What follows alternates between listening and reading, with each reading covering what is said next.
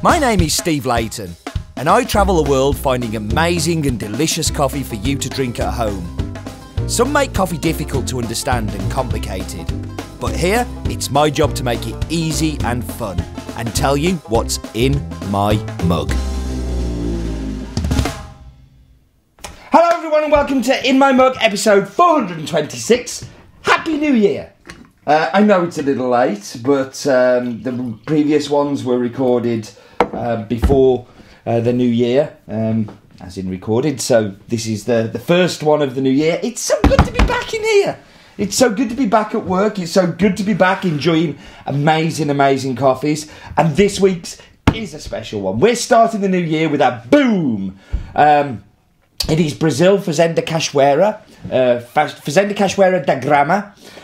It is grown very near to the town of Poços de Caldas, which is in the Minas Gerais area, and grown by my very good friend, and I think the restraining order is still out on me against him, Gabriel Carvalho Dias. The farm has been in the family for about 111 years now, 112 years, and has changed over the years. Used to be a real juggernaut of coffee production. Much more diversity going on in the farm now. There's macadamia being grown on there. There's other crops also being planted, as in cypress trees, which is used for its wood, eucalyptus. And this is because coffee has become a much more volatile and difficult thing to do. The filter coffee, I mean, this is like one of the best coffees. Like, this is my first moment, and I'm going to tell you more about that a little later, but this is my first moment I really understood coffee.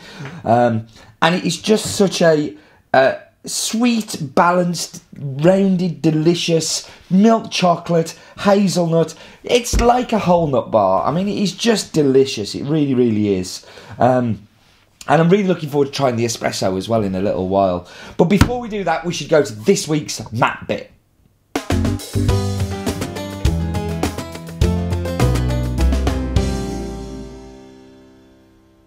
The map bit! Here we are. We're going across to South America, the huge continent of South America, and the huge country of Brazil. So we are going down here to Brazil. We can see lots of detail, but rubber made Brazil a wealthy nation during the 18th century, and continues to be one of the up and coming nations within the world. One of the power countries that are expected to become very big over the coming years. Now, when I say that Cachoeira is Sao Paulo stroke Poços de Caldas, you can see it's right on the border there. But here is the farm of Cachoeira. You can see surrounded by coffee fields, surrounded by forest, lots of trees being farmed there. This was when I took my wonderful, what's it called, the quadcopter thing with the camera on. I can't remember. I'm having a bit of a mental block. But you can see there they're turning the naturals with a tractor because there's just so much coffee there to turn. But we're going round here.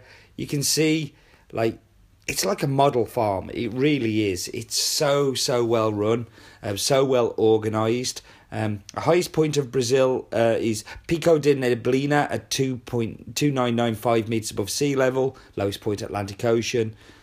This farm is smack bang in the middle at 1100 to 1250 metres above sea level. You can see the state line there. So the state line is just in the background, that little purple line that's there. A fantastic map bit. I love it when that happens. An amazing map bit. I love it when it's so good like that. And an amazing farm, somewhere that I very much enjoy going to and visiting the times that I have. So Gabriel has been a coffee producer. I think he's a 5th generation. Shooting from the hip there. But a 5th generation coffee producer, now lives in Canada. So he's actually managing the farm remotely, goes back to the farm, has really good farm managers and people working there, but moved to Canada so his children could get a stronger education, and he's working with a roasting facility there. So he's a roaster as well as farmer. Gabriel has won numerous awards for his coffee production, was also on the board of the BSCA, which is the Brazil Specialty Coffee Association, one of the leading lights, really, of specialty coffee. Does an absolutely amazing job. We should find out more about Brazilian coffee, so why don't we go to this week's Fact File?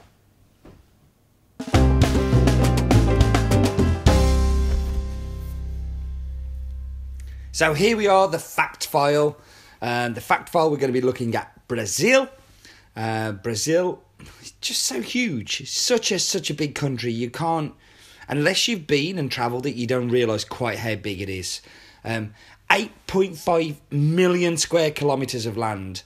8.5 million. Of course, as I've already said, the biggest coffee producer in the world. Total coffee production.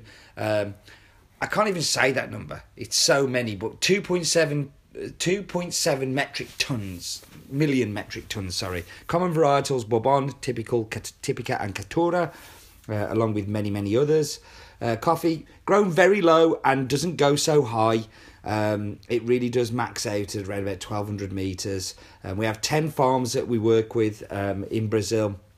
I'm very proud to work with all of them. We have some great coffees. But this one is Fazenda Cachoeira, owned by Gabriel Carvalho Dias. It's a Bourbon, grown at 1,250 metres above sea level. Near in Minas Gerais stroke state of Sao Paulo, nearest city Poços de Caldas. That's the Fact File.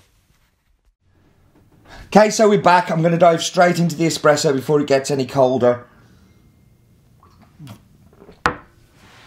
And the great thing about this coffee is... the thickness, the gloopiness. It has a really coating mouthfeel, thick milk chocolate, absolutely amazing. The first time I tasted this coffee was 2003, and I just started roasting commercially, so as in not home roasting. And I went to a cupping and I tasted this coffee, and it just tasted exactly as it does today. Milk chocolate, kind of nutty, beautiful. I got all the descriptors, and it really stood out as just an amazing coffee for me.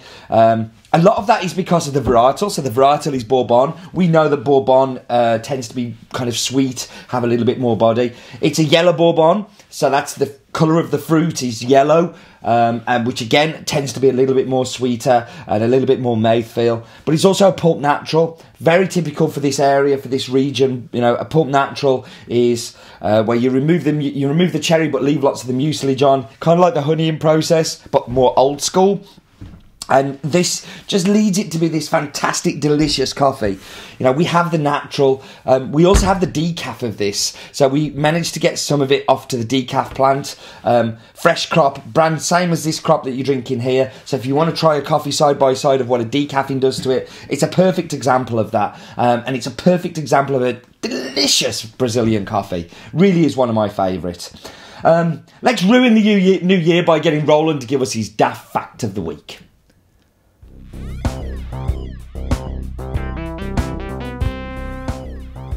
Brazil is the biggest producer of coffee in the world, producing over 33% of the coffee drunk.